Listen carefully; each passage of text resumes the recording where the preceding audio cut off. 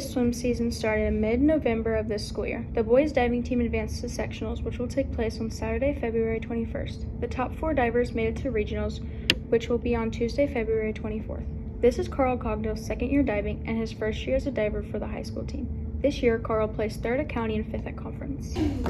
Alright, so my favorite diving memory this season was likely getting my inward 1.5 dive, because I'd spent the entire season working and progressing that dive, and it felt really nice whenever my coach allowed me to attempt it, and I did it really good, and I'm now able to compete that at sectionals, and it's giving me a nice shot at getting 4th and going to regionals for diving.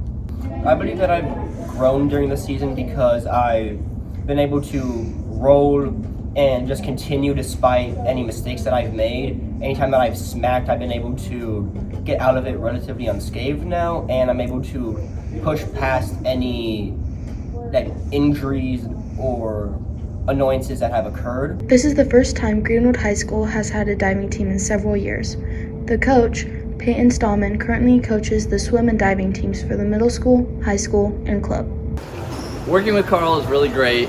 I think some athletes define themselves by what they can do, and some athletes define themselves by their character, and Carl definitely defines himself by his character. He's got a lot of great character, and he's a really hard worker. So sectionals this year is going to be a ton of fun. The top 4 from our sectional advance to regionals. The top 3 spots right now they're kind of locked in. It's likely that the top 3 will remain in the top 3. And then there's about 4 divers fighting for that last spot, and Carl has a good chance. I think if he nails all of his dives, he certainly has a chance to make it to regionals, so I hope he does. We asked Carl Cogdill how he was feeling going into sectionals for his first year in high school.